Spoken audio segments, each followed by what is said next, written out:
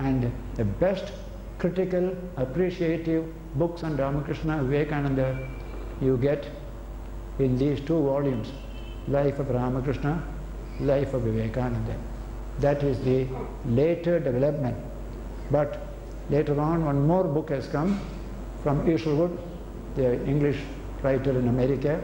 He has also written Ramakrishna, a great phenomenon. So Western writers are writing. Now many books are coming now. We are now concerned that this Vedanta, this Ramakrishna's message, is meant for the whole world, not for India only. But India must be strong and steady to be able to deliver that message. How to reshape that India? That is the work Swamiji did on his return from his 4 years' work in the West, landing at Colombo in January 1897. That subject we shall take up tomorrow. It is a fascinating subject, inspiring subject. How many people in India are missing reading this literature? Something great will come to them. All that is petty and small will change. A bigger man will come out of the smaller man. Today we have so many petty, small men and women. I call it, we are in a big country, but small people. Small people in a big country, full of pettiness, full of violence. All these things are there. Those things will change when they get education in Vivekananda literature. His words are great music. Let me now alone quote Ramarola's remark about Vivekananda literature. Vivekananda's words are great music. They are like Beethoven's symphonies. They are like the stirring rhythms of the march of Handel choruses. I cannot touch these words of Vivekananda separated in books of 30 years distance without getting a thrill to my body as an electric shock. And what shocks and transports must have been produced on the people who actually heard them. This is what a foreigner writes about Vivekananda literature. Our people need to be shocked out of all these pettiness and complacencies today. Here is the literature for that purpose. So tomorrow we shall deal with that part of Vivekananda's drama, that act in India, how he came, how he was received, what message he gave. All these things will come as a subject tomorrow. So now, thank you all. Namaskar.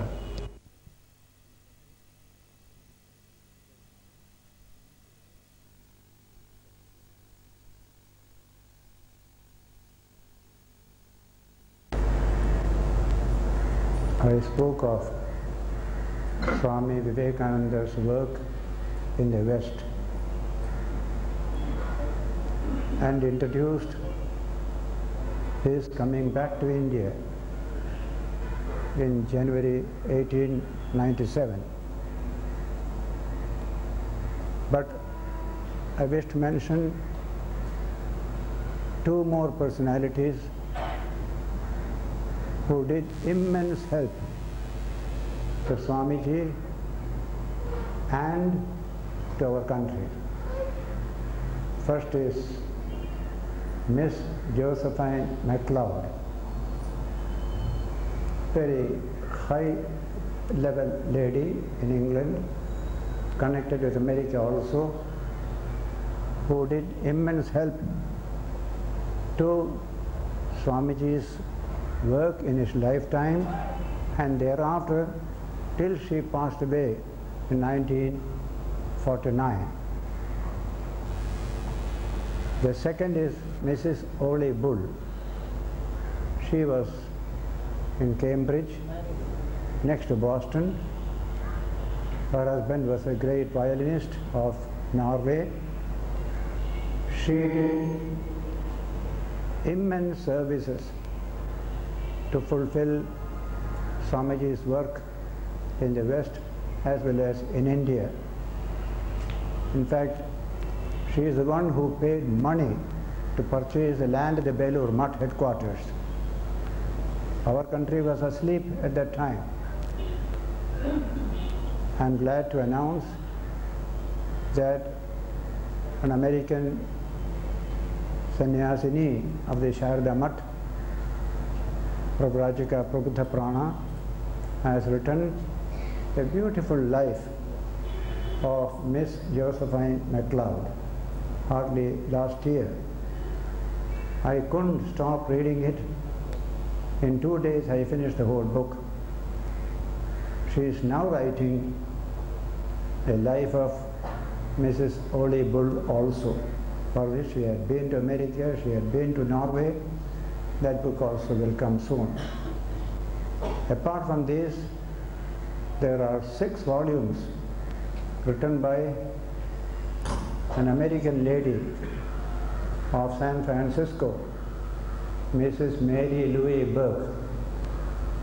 Volumes are Swamiji, Swami Vivekananda in America, New Discoveries. From that book you will know the impact of Swamiji on varieties of minds, common people, uncommon people, scientists, thinkers, all that you will get in that. That book is a book of a research, going from place to place, house to house, discovering new materials about Swamiji in some private house, or an advertisement, a walking stick, or anything like that. She did a lot of research and produced this book. She comes to India almost every year. Now, before I refer to Swamiji's work in India, I want to make a small correction, factual correction. I had said yesterday that from Chicago, finding that the Parliament of Religions will be only in September and Chicago is costly, he was going to Boston. Yesterday I said he went to Boston with Professor Wright. That's not correct. He went to Boston with one lady by name Sanborn, Miss Sanborn. She had no interest in Vedanta. She found Swamiji as a curio. So she invited him to stay with her, to introduce her as a curio, introduce him as a curio to her distinguished guests. One of that guests was Dr. Wright, who gave Swamiji introduction to the Parliament, which came yesterday's lecture. Swamiji writes about it. She wanted to present me as a curio. I also accepted because I could save my dollars. That's what he said. He writes in one letter. Now that is subject of yesterday. Today, Swamiji is returned to India. Earlier we studied his wanderings all over India, living with peasants, princes, high class, low class, Hindu, Muslim, all, trying to know India intimately. He could see the pulse, very weak pulse.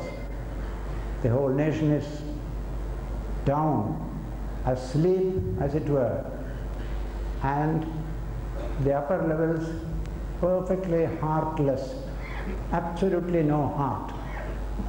That kind of thing he saw, how humanity has been reduced to a low level of life by the heartlessness of the holders of power in our society. Now coming back to India, people had been excited in India through the newspaper reports here about his success in America. They were all expecting. Every town he passed through, crowds used to come, welcome, speech, and then the next station like that. So he finished Colombo first, a very big reception, and the first public lecture in the East, you will find that Colombo lecture titled, then Anuradhapura, Jaffna, crossed over Pamban and Rameshwaram, then Ramnad. Ramnad, the Raja was there. The first important lecture you get in Ramnad in reply to the welcome. All were expecting a tremendous message, young and old, including the prince. The first opening para of that lecture is highly prophetic. Remember, we were under the British subjection. We were perfectly happy with that subjection if you could get 30 rupees clerkship.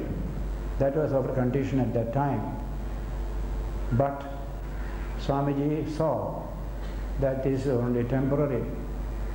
Great things are going to happen. That is expressed in the opening para. The longest night seems to be passing away. The sorest trouble seems to be coming to an end at last. The seeming corpse appears to be awaking India, this motherland of ours, from her deep, long sleep. None can resist her anymore. Never is she going to sleep anymore. No outward powers can hold her back anymore. For the infinite giant is rising to her feet. What a wonderful vision. A giant of India, sleeping, people coming, tying us hand and feet at that time. And now, the period of awakening. Swamiji is a great awakener of souls. The whole India, he awakened. From now onwards, up to the end of the series of lectures, you will find this note, India awake. And when it is awake, tremendous energy will come, power will come, and we shall channel all these energies and powers only for the good of humanity, never to harm anybody. That he repeated again and again. So from Ramnad, passed over to other towns in Tamil Nadu like Paramakudi, Kumbakonam, Madurai, finally came to Madras. Madras has the distinction of producing one young man at that time, Alasinga Perumal, who saw Swamiji, he appreciated Swamiji's ideas, he became his disciple, and he became the conduit through which Swamiji passed his ideas to the people when he was in the West. Alasinga is an extraordinary devoted person. Many of the finest letters of Swamiji are written to him, dealing with our national problems. Now a large number of young people are joined together along with Alasinga, and he was who suggested Swamiji should go to the West. Now he has come, returned back, and he is welcome. And Madras welcome was extraordinary. If you read the Hindu of those days, 1897, you will see 17 arches all over the town with various slogans written there. Welcome, the hero of Chicago, like that, various things written there. And in the midst of all this tremendous intellectual and spiritual ferment, Swamiji gave 5 great lectures in Madras. They are masterpieces, both in language, diction, ideas. The first lecture, title itself is remarkable. With all this enthusiasm of the people, how to channelize this enthusiasm to national development, national welfare, nation making. And so, the first title is My Plan of Campaign. Like a Napoleon planning a campaign. That is the first lecture. my plan of campaign. Then comes Vedanta and its application to Indian life. Third comes the work before us. What are the great problems that we have to face in the nation? Then comes the sages of India, another masterly lecture, coming from the Upanishads up to Ramakrishna, a beautiful presentation of the great sages and incarnations who have adorned the horizon of India. And lastly comes that wonderful lecture, the future of India. In these lectures, Swamiji pointed out how narrow our minds had become, how contracted our life has become. Almost to die. Too much contraction means death, expansion means life. We were in a contracted mind, as it were. And then this caste exclusiveness, this untouchability, and neglect of women, treated as good-for-nothing people. Our women have suffered for these 2000 years from all the books written to govern social life. In all of them, you will find only the rights of men and the duties of women. There are no rights, only duties. Rights all belong to men only. Up to date, almost all the books contain only this kind of thing, and they have no education.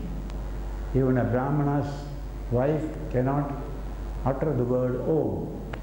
They were deprived of all facilities. This kind of evil descended upon the nation. Humanity's humanness was completely eradicated. Swamiji pointed out to all this, this narrow mind must go. Broad issues are there. The whole world is there. You have to work together with the rest of the world. You have to change all this. There he spoke of the need to work hard. Work hard. There is too much of talk in India. Talk, talk, talk. Talk less, work more, and feel more. Feel from the heart, then power will come. All these wonderful ideas you get in all these lectures. In one place, we have caste aristocracy, money aristocracy, and pedigree aristocracy. All these in India. And they have been, working heavily to put people down these centuries together. A most revolutionary sentence occurs in that lecture, Future of India. The duty of every aristocracy is to dig its own grave. The sooner it does so, the better. The more it will delay, the more it will fester, and the worse death it will die. What a language! 1897. Marxism and other things nobody had heard in India at that time. But here is a person who is speaking about awakening of humanity. Those common people, millions of them, living like animals, we have to raise them. The whole thing has to be changed. He uses the word revolution. A revolutionary change is needed in India, in our society. Our teachings are great. Our Upanishads and Gita speak highly of the divinity of the human being, but we treat the human being worse than animals. This contradiction must go. In one letter he had written from America to India, no religion on earth preaches the dignity of humanity in such a lofty strain as Hinduism, and no religion on earth treads upon the necks of the poor and the low in such a fashion as Hinduism. Both we are doing. Man is the Atman, the immortal self. That is the true nature of man. But we just treat him worse than cattle, worse than animal. Now all these things you will find in this wonderful literature. And as for religion, simply it became just a few rituals and ceremonies without any heart in it, without any spiritual benefit out of it, without developing character out of it. That kind of religion also lost all relevance in the modern period. And the priests were trying to put more and more bonds on the hands of the people, against which Swamiji wrote from Japan on the way to America. Kick out the priests who are against progress. They will never mend. What we want is an infinite heart, compassion for all. That humanity, humanism must come to us in a big way. And then comes a famous passage in that lecture on future of India. It is full of energy. This particular subject says here, for the next, so give up being a slave. Don't be slavish, he says. Give up being a slave. For the next 50 years, this alone shall be our keynote, this our great Mother India. Let all other vain gods disappear for the time from our minds. This is the only God that is awake. Our own race. Everywhere is hands, everywhere is feet, everywhere is ears. He covers everything. That is the famous Sarvatah Panipadam Tat Sarvatoksha Shiromukam. In the Gita you find God as a Virat Sarupa, manifested to the universe. That is the Vedantic teaching. That here you can see God present, living God. We neglect them. We have destroyed God in this form. So he says, this is the Virat that we have to worship. All other gods are sleeping. What vain gods shall we go after and yet cannot worship? The God that we see all around us, the Virat Sarupa. We cannot worship this Virat. We go to a temple, weep before the God there, come here and cheat a human being here. We never had happy relations between human beings. Our God is only in the temple and nowhere else. Swami is referring to that. Here is the Virat Swarupa. We neglected God there. This is based on the beautiful words from the Srimad Bhagavatam. That reference is coming here. It says, when we have worshipped this, we shall be able to worship all our gods. Before we can crawl half a mile, we want to cross the ocean like Hanuman. It cannot be. Everyone going to be a yogi, everyone going to meditate, it cannot be. The whole day mixing with the world, with karmakanda, ritualistic section, and the evening sitting down and blowing through your nose, doing some pranayama. This is all of religion. The entire human aspect is forgotten, is neglected. It says, blowing through your nose, is the language is used here. Is it so easy? Should rishis come flying through the air because you have blown 3 times through the nose? Is it a joke? It is all nonsense with the language. Man with authority who speaks, it is all nonsense. What we need is chitta shuddhi, purity of the mind, purity of heart. There. And how does it come? The first of all worship is the worship of the Virat. The next man in front of you, the neighbor, the other, they are the people who have to honor and worship, cooperate and work together. That is the first thing. All those who are around us, worship it. Not merely serve, but worship it in language. Then comes worship is the exact equivalent of the Sanskrit word, and no other English word will do. This comes from the Srimad Bhagavatam, Tritiya Skandham, where Kapila gives spiritual advice to his mother, Devahuti, Kapila was an incarnation of the divine. In that advice comes, Mother, I am not pleased with people spending enormous money to worship me in some images while insulting me in all the human beings around. I am in all of them. I don't like that kind of worship. But worship me in all beings. Worship is the word. What is that word?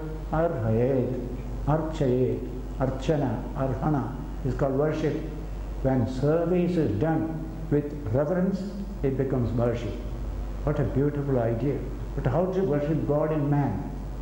You can't go to the streets and say, stop, I want to worship you, do an arati. You can't do that. But the Lord says, Dhanamanabhyam, to removal of felt needs and respecting Him while serving Him.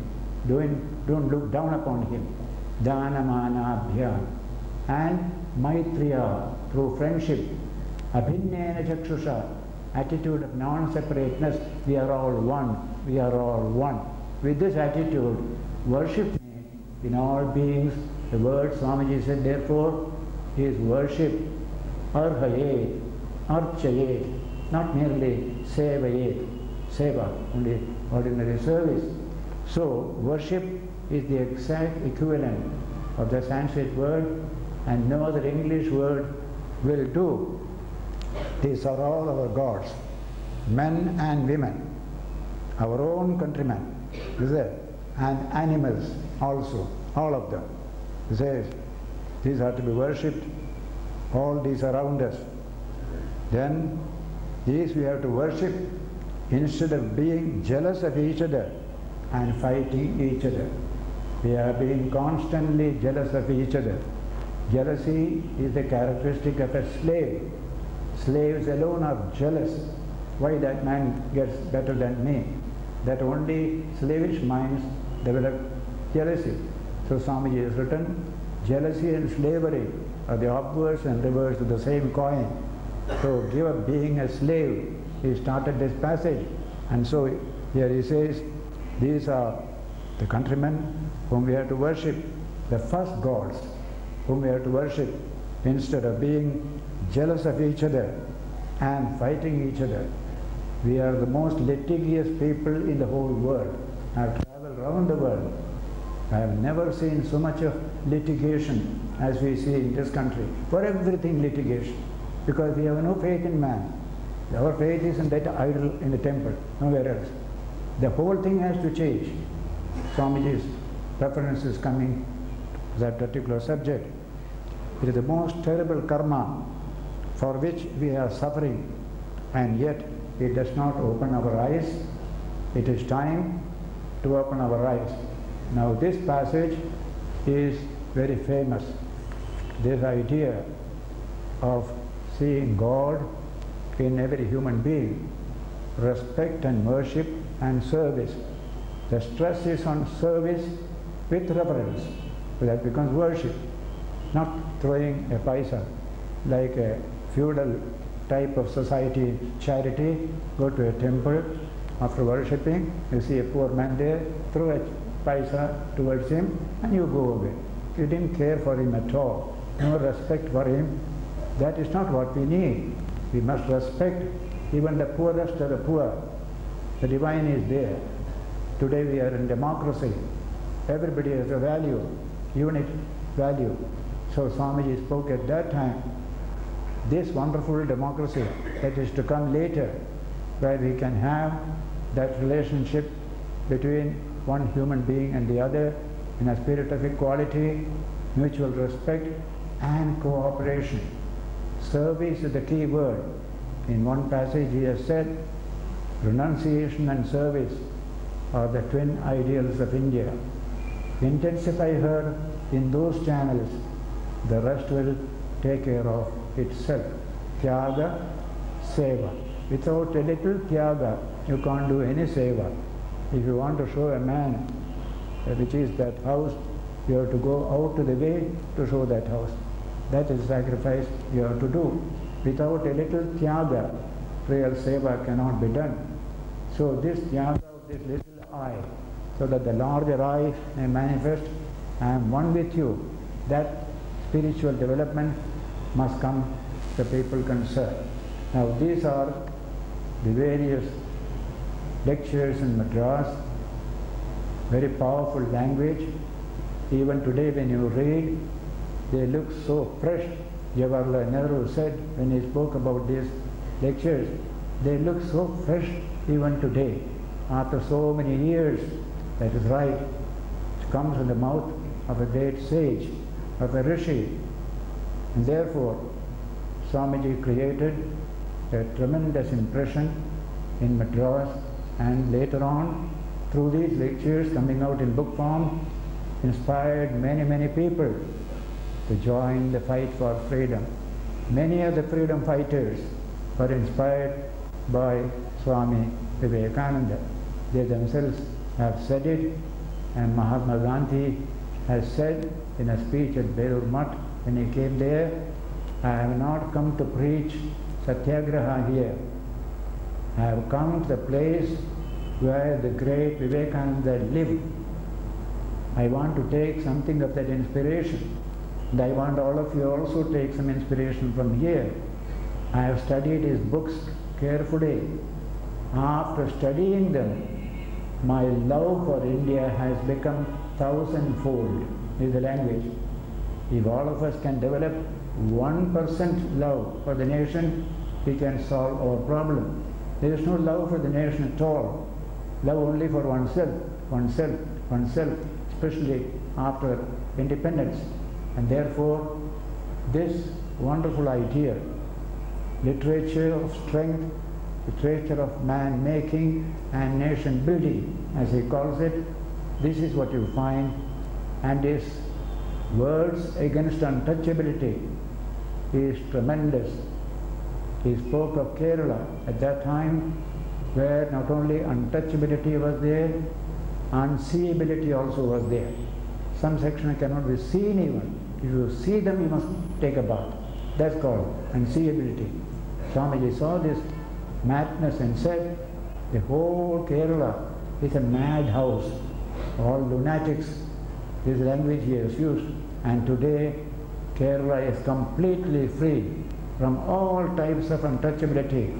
People have risen to the highest level through education, exactly the way Swamiji wanted. You will find it happening there. So, untouchability, caste exclusiveness, pride, I am a Brahmin, I am this and that. Sri Ramakrishna did many sadhanas. One sadhana is unique. Nobody else has done it. Coming from a clean Brahmin family, he used to go to the latrine of a paraya next to Dakshineshwar temple at midnight and clean it, praying, Mother, remove the pride in me that I am a Brahmana, I am a superior caste. Make me the servant of all. Make me the servant of all. That one sadhana has a tremendous significance for our country today. We are so full of these petty ideas of status, superiority, that democracy can never come to us. Political democracy must become social democracy. That cannot come without this kind of change of attitude. So from Madras he goes to Calcutta, his own native place. Big reception was there, 2-3 lectures were delivered there, then Almora, then goes to Lahore. In Lahore, big reception. Arya Samaj and many other institutions combined together gave a tremendous reception. Among the 3 lectures, one lecture is famous, about 2 hours lecture on Vedanta. Big gathering was there. Swami Ranganathananda was a professor at that time. He helped to organize that lecture. In that lecture, you find another inspiring utterance coming to us. He says, therefore, young men of Lahore, raise once more that mighty banner of Advaita, non-duality, non-separateness, that we are all one. For on no other ground can you have that wonderful love, until you will see that the same Lord is present everywhere. Samam Pashyan hi sarvatra samavasthitam Ishwaram. This is there in the Gita. The same Ishvara present everywhere. Realize that truth, says Krishna in the Gita. Unfurl that banner of love. Arise, awake, and stop not till the goal is reached. Arise, arise once more, for nothing can be done without renunciation. If you want to help others, your little self must go. In the words of the Christians, you cannot serve God and Mammon at the same time. Have vairagya. Your ancestors gave up the world for doing great things.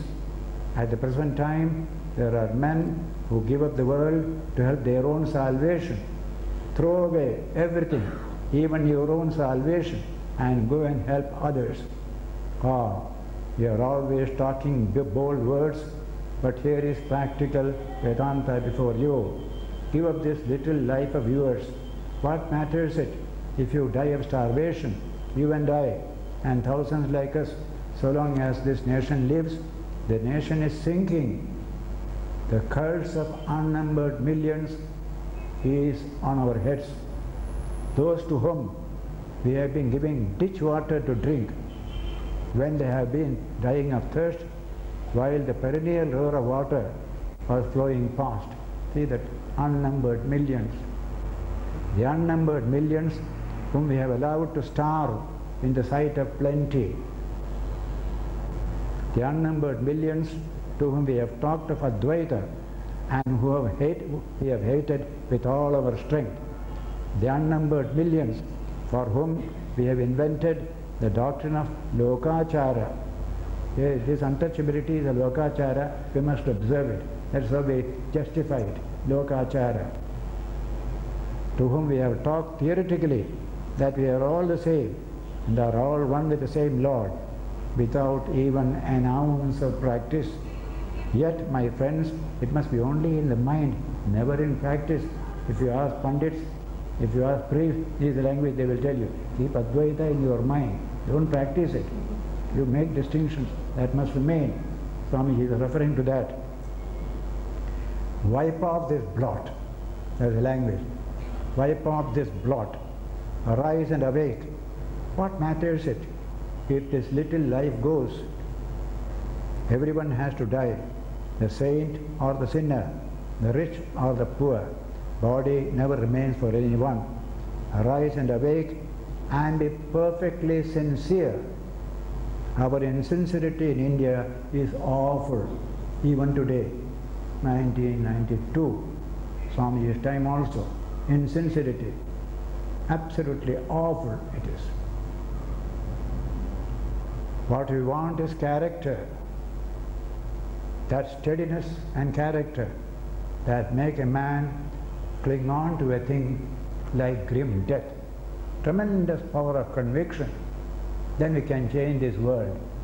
A few people with the power of conviction, that's what we need. In these lectures, Swamiji gave these great ideas. He had particularly two sections of our people in view to awaken them, raise them to the highest. One is women, the other is the common people. Both have been suppressed for ages. Women's education, common people's education. Through education alone, you can raise a nation. Europe became modern when it gave education to its people. That is a bit of modern European history. We have yet to become that modern. A few top people educated doesn't make the nation modern. The whole nation must become educated. Then India will be entering fully the modern age. Women's education is absolutely essential. Perfect equality between man and woman. That is the Vedic teaching. That must come to India. He said, a bird cannot fly on one wing. It needs two wings. A society cannot progress when only men are educated and women are not. Both must be educated. These are the examples he gave at that time. And so he wanted to start a mutt for women, a nunnery for women. But conditions were not favorable at that time. Educated women were not many. Sister Nivedita, Sister Christine, and a few others, all of them conducted a girls' school in Calcutta at that time, and the Holy Mother was the inspiration for all of them. Swamiji said, based upon the Holy Mother, we shall have a women's mutt. That desire of Swamiji became realized in 1953 during the centenary of the Holy Mother. And 1959, an independent Sharda mutt was started in Calcutta to fulfill Swamiji's dream that these nuns will carry this great message of Vedanta to various countries and various parts of India. And it is actually doing today. They are highly developed. Many branches are there, one in foreign countries, in Australia, that is Sydney. An Australian girl has joined also as a brahmacharini. So this is one part of the story. Then he started the mutt, Belur mutt. They continue the great work of Sri Ramakrishna, for which he wanted the original sannyasins to join together, took up a house for 10 rupee rent because it was a haunted house. You could get it cheap. So there the Ramakrishna mutt started in Calcutta, Baranagore, opposite to Belur mutt. From that, it shifted to Belur mutt later on, before Swamiji passed away. Ramakrishna mutt, Ramakrishna mission, two organizations to serve the people without respect of caste, creed, nationality or anything, looking upon them as sparks of the divine. That is the purpose. Every type of service, physical, mental, spiritual, service during calamities. Just then, plague broke out in Calcutta. There was a panic in the city. Our workers went under the leadership of Sister Nivedita and helped immensely in pacifying the people and cleaning up various bastis of Calcutta. That was the beginning. Then famine relief, various other types of relief, which you know already, that is going on as a tradition. So Swamiji wanted this kind of service to be the central principle of religion, the spirit of service. Your neighbor is in front of you, you neglect him, and where are you going? To search for God. God is in your heart, God is the heart of the other person also. So finding here through meditation and finding there through seva, let these two go together. This is the Gita teaching. But Krishna said, Mam anusmara yudhyacha. Meditate upon me inside. Carry on the battle of life outside. This is the Gita teaching. Swamiji said, the best book on practical Vedanta is the Bhagavad Gita. But we never lived the Bhagavad Gita teaching. We only honored it, respected it, never practiced it. The time has come to make Gita practical in every aspect of human life, so that this country will rise to the highest level. So, a monastic order for men, a monastic order for women.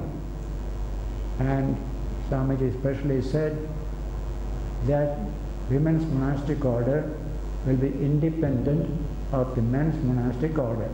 Men will not dominate over women. They will look after themselves. I don't want to commit the mistake of Buddhists and the Christians, where women were under the control of men monastics.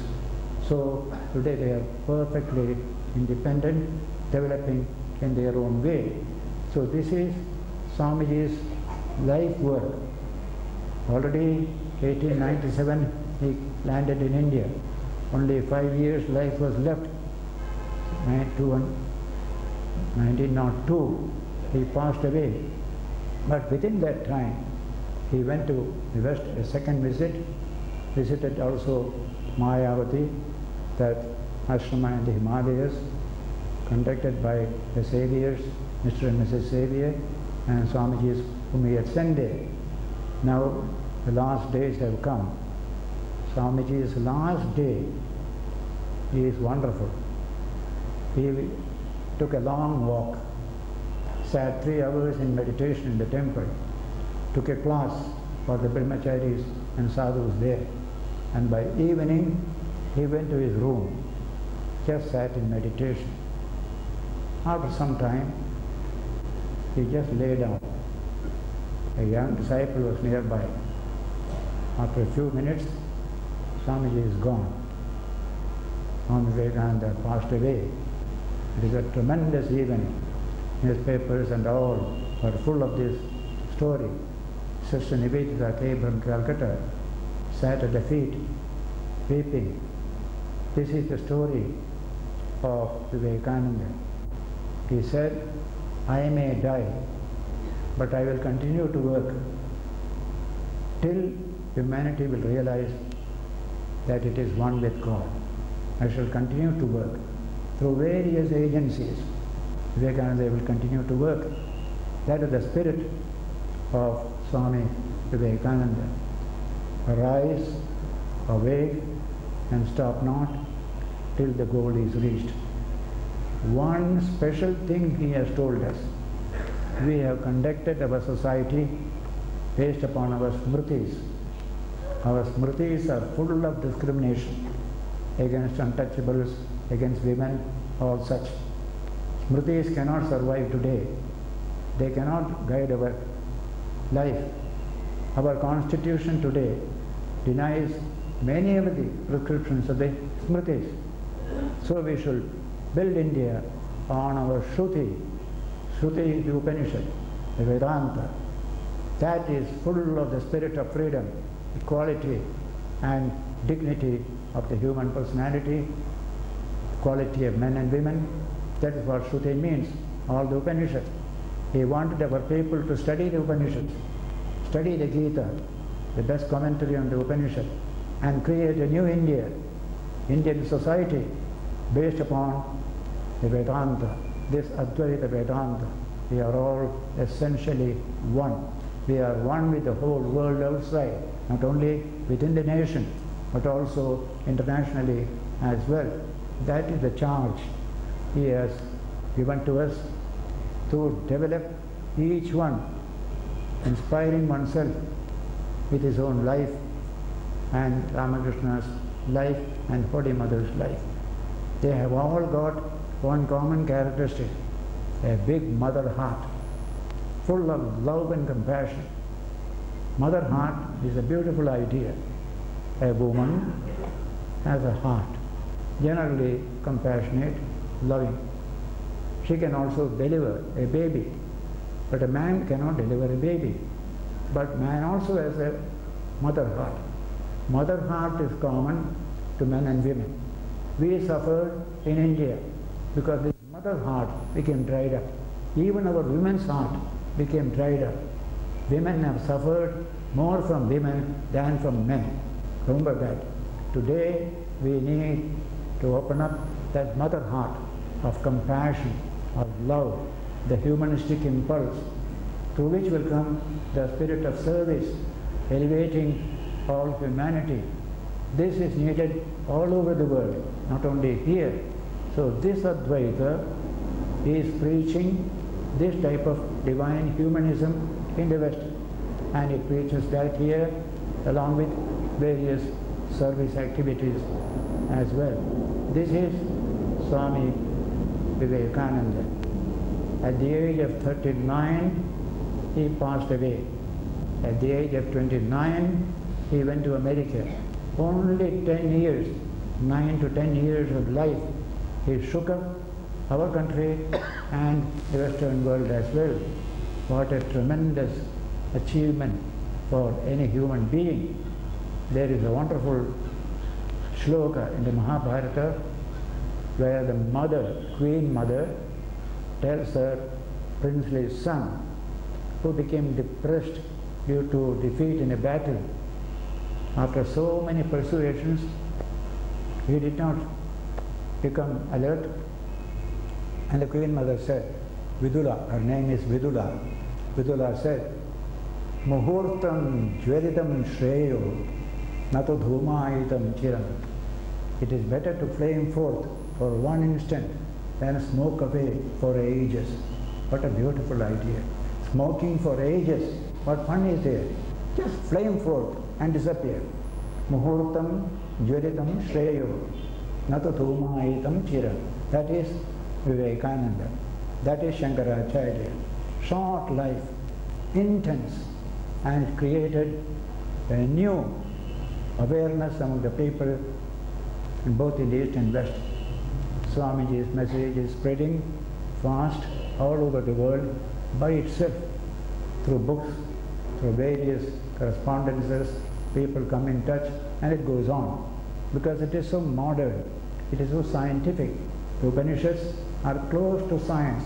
Science is close to the Upanishads. In fact, Romarola would say, Vivekananda's Vedanta accepts science. Science does not accept Vedanta because they have not understood what is Vedanta. So, a bigger circle can include a smaller circle. Vedanta is a bigger circle. Everything else is a smaller circle. It can be included in Advaita Vedanta. When you study the Upanishads properly, you will get this great understanding. Hereafter, Upanishads and the Gita will be our inspiration for building up a free, egalitarian society where human beings develop their own infinite possibilities. That is the great work for which Swamiji came, or Sri Ramakrishna brought him for this great work. The Holy Mother belongs also to the same category, infinite mother heart. No distinction between Hindu, Muslim, Christian, so far as Holy Mother is concerned. He loved all of them, served all of them. Now that is the wonderful event for the modern period. Such a history has never taken place before. This is the first time a spiritual teacher deals with the economic and social problems of humanity. Formerly they only used to deal with religion, how to meditate, how to do puja, how to go to temple.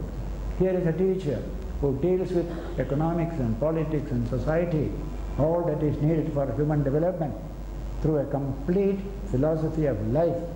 That is what Vivekananda got from Sri Ramakrishna, a complete philosophy of life, to see God with eyes open and with eyes closed.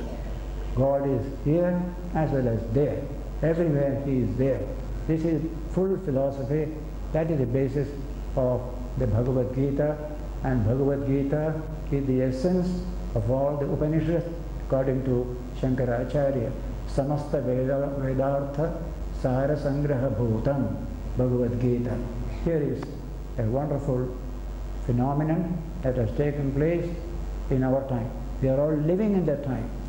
We have not felt the impulse of that tremendous power coming from Swamiji.